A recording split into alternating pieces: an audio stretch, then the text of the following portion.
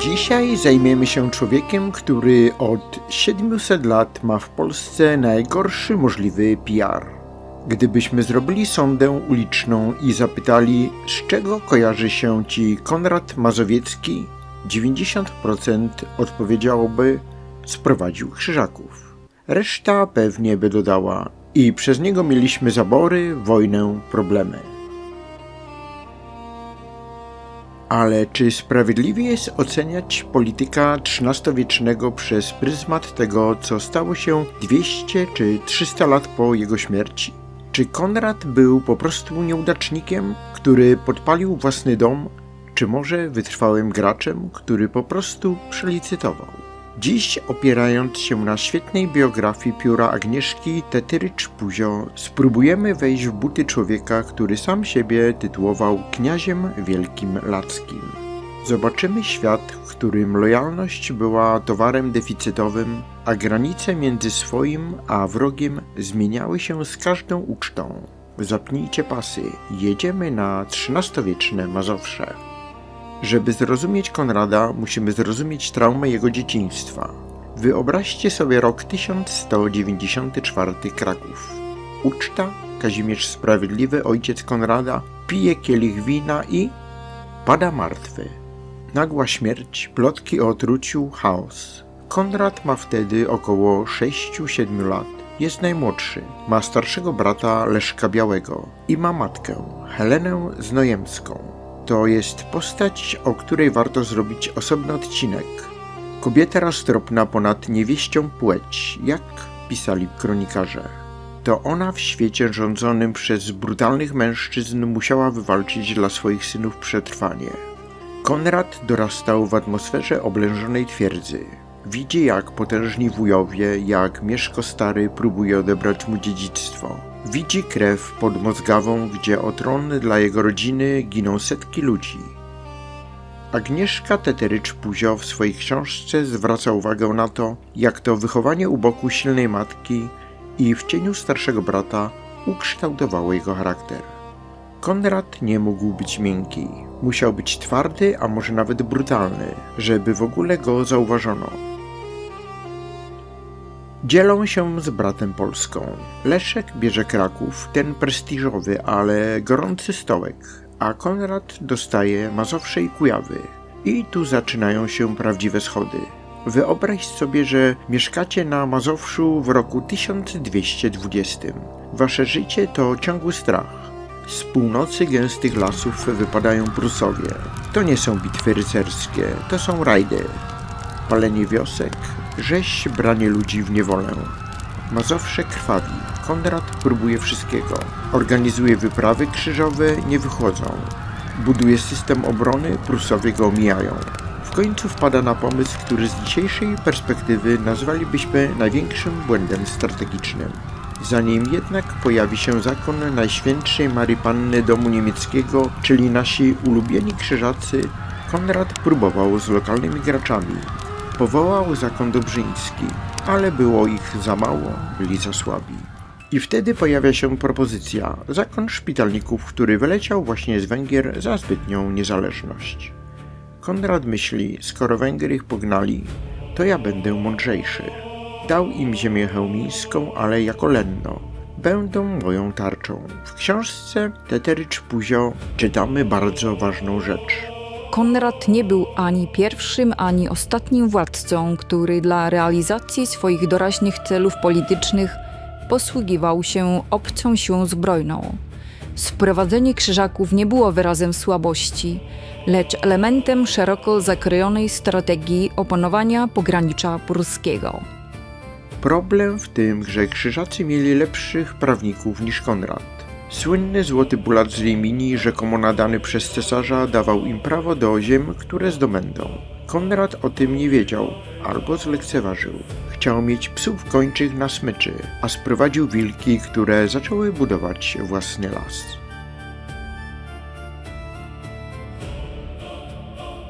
Przejdźmy teraz do roku 1227. To rok, który zmienił wszystko. Zbrodnia w Gąsowie. Podczas zjazdu książąt ginie brat Konrada, Leszek Biały. Dla Konrada to jest moment krytyczny. W świetle źródeł historycznych oraz opinii badaczy Konrad Mazowiecki znajdował się w gronie osób podejrzanych przez współczesnych historyków o udział w spisku. Choć kroniki z epoki rzadko wymieniają go jako bezpośredniego sprawcę, porozmawiajmy i zagłębmy się w ten temat. Wyobraźmy sobie taką scenę. Jest jesień, dokładnie listopad 1227 roku, zjazd w Gąsawie.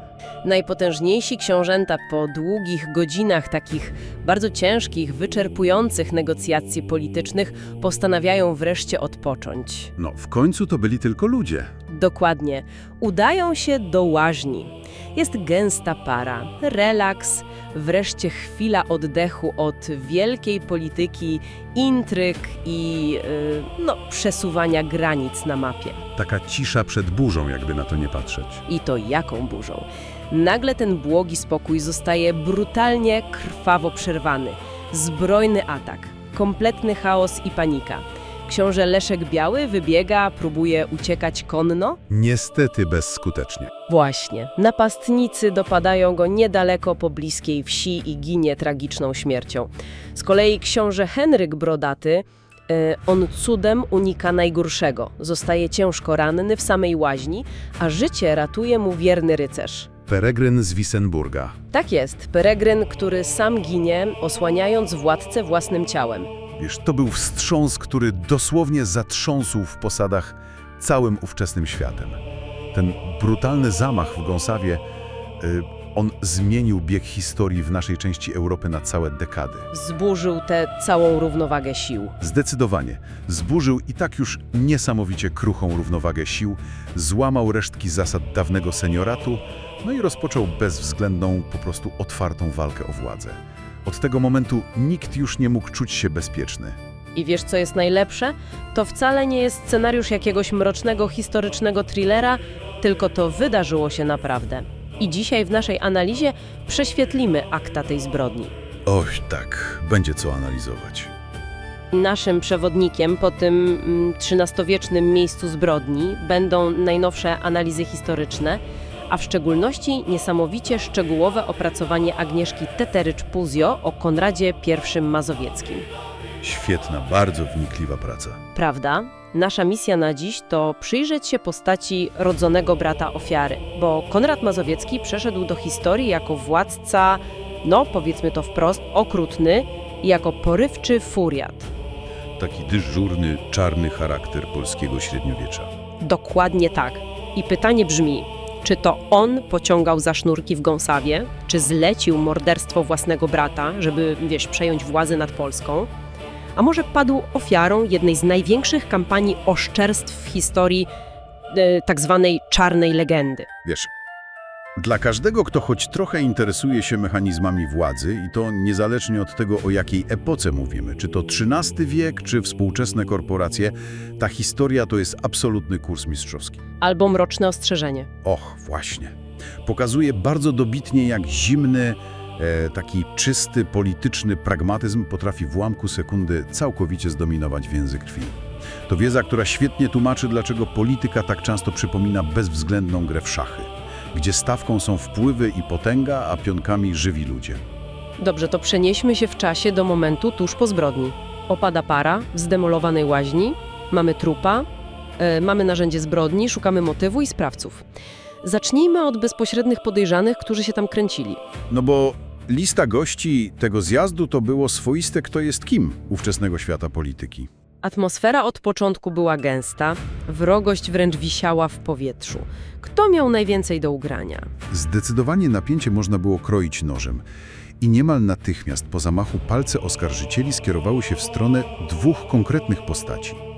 Pierwszą z nich był Władysław Odonic, książę wielkopolski, Ten, który od lat miał na pięku ze swoim stryjem. który był bliskim sojusznikiem zabitego Leszka. A drugą postacią i z perspektywy geopolitycznej być może nawet kluczową był książę pomorski Świętopełk. O, właśnie Świętopełk, musimy tu nakreślić tło, prawda? Jasne. Na krótko przed zjazdem w Gąsawie Świętopełk bardzo demonstracyjnie ogłosił swoją niezależność od polskiego zwierzchnictwa. Przybrał tytuł książęcy. Co w tamtych czasach było przecież jawnym złamaniem porządku prawnego. bezczelnym uderzeniem w autorytet Leszka Białego. I to właśnie Leszek zwołał ten zjazd między innymi po to, żeby Świętopełka po prostu przywołać do porządku. I tutaj nasze źródła serwują nam detal, który brzmi dosłownie jak wyjęty z rasowej powieści szpiegowskiej, bo z kroniki Tomasza Kancowa dowiadujemy się, co tam się działo w obozie na chwilę przed rozlewem krwi. Niesamowita historia z tymi szpiegami. Okazuje się, że w obozowisku kręcili się agenci Świętopełka. I to udawali kucharza i furażera, czyli kogoś od dostaw pożywienia dla koni. Usypiali czujność. Mówili, że Świętopełk lada moment pokojowo przybędzie na zjazd, żeby złożyć hołd. Dokładnie, a tak naprawdę prowadzili brutalnie skuteczne rozpoznanie terenu.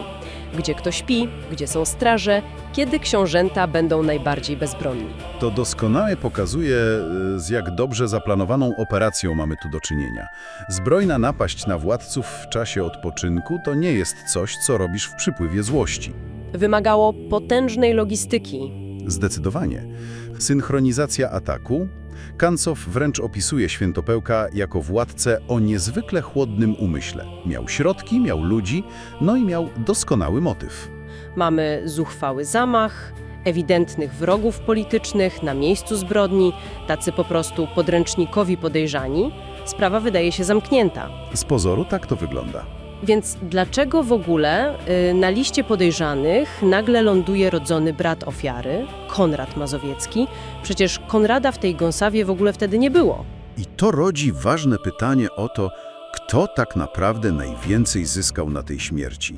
Wiesz, historycy rzadko zatrzymują się na samym momencie zbrodni, działają trochę jak śledczy tropiący przepływy finansowe. Patrzą, kto przejmuje władzę i terytorium. O to chodzi, chociaż XIII-wieczne źródła jak Kronika Wielkopolska czy Roczniki Śląskie twardo wskazują na Odonicę i Świętopełka, to właśnie to, co wydarzyło się później, rzuca wielki cień na Konrada. Jego rządy i ten bezwzględny pęd do władzy sprawiły, że zaczęto na niego patrzeć podejrzliwie. Ale żeby zrozumieć absurdalność tego podejrzenia, w samym 1227 roku musimy przyjrzeć się ówczesnemu prawu, prawda? Tak, i bardzo specyficznym umowom między władcami. A i tu wkraczamy w temat tego fascynującego mechanizmu prawnego, o którym pisze Teterycz Puzio. Bo z logicznego punktu widzenia oskarżanie Konrada akurat w tamtym momencie to jak strzelanie sobie samemu w kolano, z kuszy, z najbliższej odległości. Lepiej bym tego nie ujął. Przecież zabity Leszek Biały był związany pewnym potężnym układem. Tak, to jest ten moment, kiedy musimy wejść w detale układu na przeżycie. Zawarli go zmarły Leszek Biały, reprezentujący Małopolskę, i książę wielkopolski Władysław Laskonogi.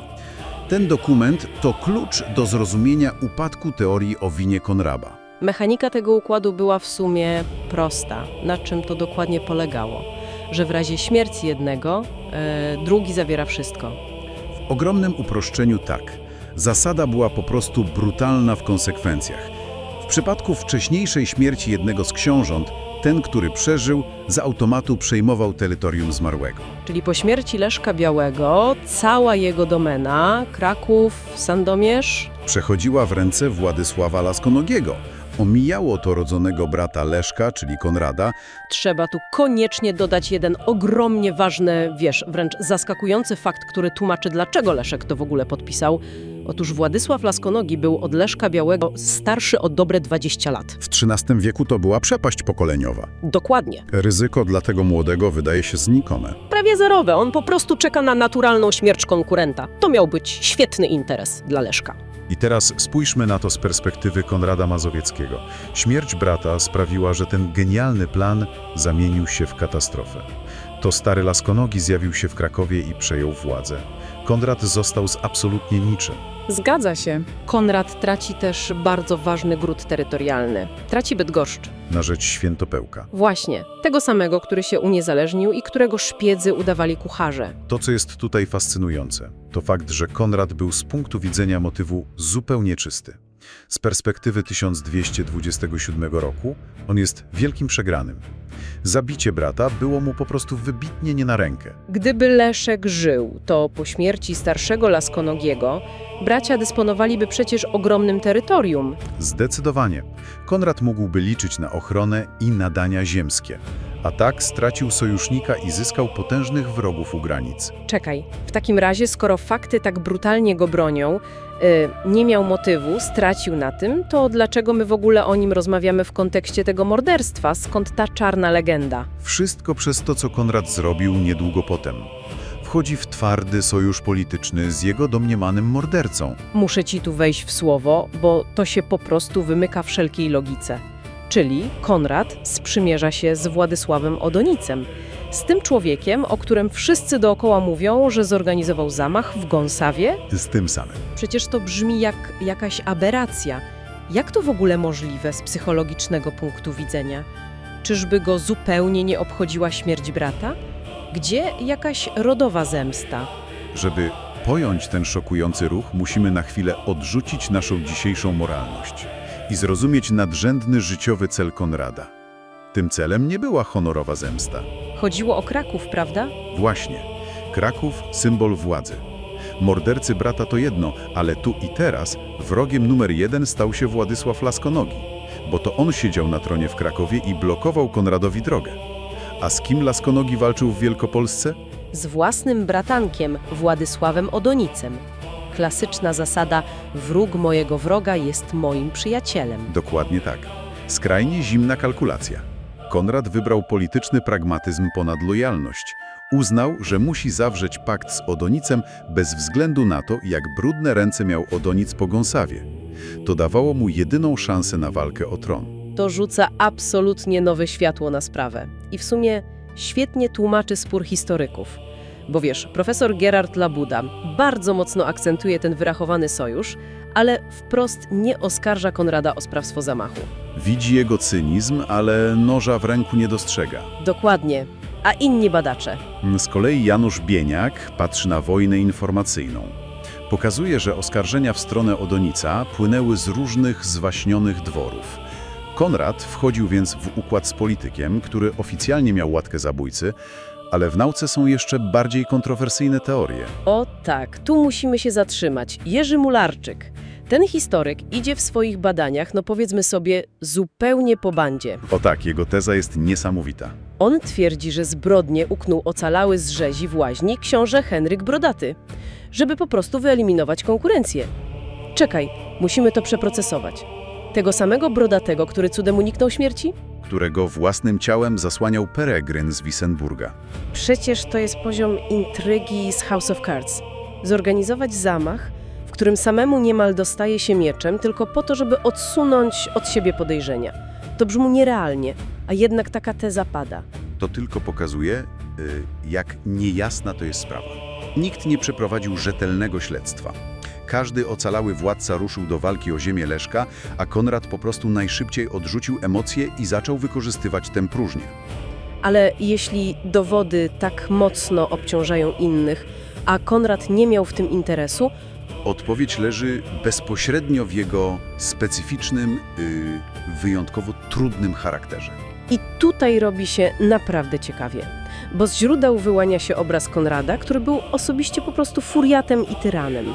Dokumenty przywołują, wiesz, tak drastyczne anegdoty, że włos się jeży na głowie. Chociażby historia z wojewodą Krystynem. Właśnie. Człowiek, który wiernie mu służył, a Konrad w przypływie złości przez jakieś dworskie intrygi kazał go uwięzić, oślepić i zabić. Albo inna historia, powieszenie kanonika Jana Czapli. Kroniki wprost piszą o Konradzie jako o opanowanym diabelskim szałem. Jeśli połączymy to z szerszym kontekstem, widzimy mechanizm. Powieszenie wysoko postawionego duchownego to był wtedy gigantyczny skandal. To ułatwiło zadanie jego wrogom, a później kronikarzom, zwłaszcza Janowi Długoszowi. Twórcy czarnej legendy Konrada. Długosz pisał przecież w XV wieku, ponad 200 lat po Gąsawie. Dokładnie. Długosz potrzebował w kronicy wyrazistych postaci. Opierając się na faktach jak śmierć Czapli czy Krystyna, przypisał Konradowi niemal wszelkie zło, opierając się na jego gwałtownym charakterze. Długosz świadomie budował kontrast, kreował dobrego, sprawiedliwego Leszka Białego, a z drugiej strony kogoś mrocznego. Padło na Konrada. Łatwo było uwierzyć, że człowiek zdolny do wieszania duchownych i oślepiania doradców w szale mógłby zlecić zabójstwo brata, nawet jeśli polityczne dowody wskazują zupełnie inaczej. Ludzka psychika woli spójny obraz złoczyńcy niż analizy nudnych układów feudalnych. Ze źródeł z epoki wyłania się obraz Konrada, ale jako absolutnie bezwzględnego oportunisty. Który od razu zaczął brutalną 20-letnią kampanię o Kraków. Dokładnie, nie cofając się nawet przed jawnym paktowaniem z podejrzanymi o zamordowanie brata. Czasami najgłośniejsza czarna legenda służy temu, żeby przykryć bardzo chłodną, pragmatyczną kalkulację polityczną. Etykietowanie ułatwia nam czytanie rzeczywistości. Kraków w tamtym czasie to był święty graal polskich piastów. Kto miał Kraków, ten był pierwszy wśród równych. I tutaj wychodzi ta mroczna strona Konrada. Ta, przez którą Jan Długosz nie zostawił na nim suchej nitki. Konrad staje się agresywny. Próbuje przejąć opiekę nad synem Leszka, małym Bolesławem, późniejszym Wstydliwym. Ale robi to tak nieudolnie i brutalnie, że zaraża do siebie możnowładców. Dochodzi do wydarzeń, które mrożą krew w żyłach. Konrad więzi swoją bratową Grzmisławę i małego bratanka w fatalnych warunkach. Ale najgorszy jest los jego wojewody Krystyna. Krystyn był genialnym dowódcą, człowiekiem, który lata wcześniej uratował Mazowsze przed najazdami. To on pod Zawichostem w 1205 roku pobił Romana Halickiego. Był lojalny wobec rodziny Konrada, a jednak Konrad, podejrzewając go o zdradę lub po prostu bojąc się jego potęgi, kazał go oślepić i zamordować. To był błąd polityczny stulecia. Teterycz Puzio pisze o tym tak. Zabójstwo Krystyna, wybitnego wodza i doradcy, było aktem politycznego samobójstwa. Konrad stracił nie tylko oddanego sługę, ale przede wszystkim zaufanie elit, które odtąd widziały w nim niesprawiedliwego pana, lecz nieobliczalnego tyrana. Właśnie wtedy narodziła się czarna legenda. Konrad zaczął być postrzegany jako ten, który dla władzy nie cofnie się przed niczym, nawet przed mordowaniem własnych ludzi. Pod koniec życia Konrad Mazowiecki to człowiek rozczarowany. Nigdy na stałe nie zasiadł na krakowskim tronie tak, jak by tego chciał. Przeżył śmierć żony ukochanej Agafii, która była dla niego największym wsparciem i, jak sugeruje wielu historyków, jedyną osobą, która potrafiła okiełznać jego wybuchowy temperament. Zmarł 31 sierpnia 1247 roku. Jaki jest bilans? Z jednej strony krzyżacy i śmierć Krystyna. To są fakty, które nie wymarzemy. Z drugiej strony to Konrad stworzył fundamenty potęgi Mazowsza. To on był nowoczesnym gospodarzem, który lokował miasta, dbał o kościół i fundował klasztory. To dzięki jego twardej ręce Mazowsze w ogóle przetrwało napór Prusów i Litwinów. Gdyby nie on, być może granice z pogańskimi plemionami przesunęłyby się pod samą Warszawę, która zresztą wtedy jeszcze nie była istotna. Konrad był kniaziem lackim, czuł się odpowiedzialny za całość ziem polskich, nawet jeśli jego metody były, powiedzmy, kontrowersyjne. Czego uczy nas historia Konrada Mazowieckiego? Tak jak opisała ją Agnieszka Teterycz-Puzio. Chyba tego, że w polityce dobre chęci to za mało. Konrad chciał bezpieczeństwa dla swojego regionu, sprowadził krzyżaków. Chciał jedności ponad swoim berłem, wywołał wojny domowe. Był człowiekiem przełomu, rozdartym między miłością do rodziny a bezwzględną walką o przetrwanie. Nie był potworem z bajki, ale mięśniem i krwią, tętniącym władcą, który musiał podejmować decyzje w sytuacjach bez wyjścia. Następnym razem, gdy usłyszycie o tym złym Konradzie, pomyślcie o nim jak o człowieku, który grał w najtrudniejszą grę swoich czasów. I choć przegrał piarowo, to jego dynastia rządziła Mazowszem jeszcze przez 300 lat. Dzięki za dzisiaj.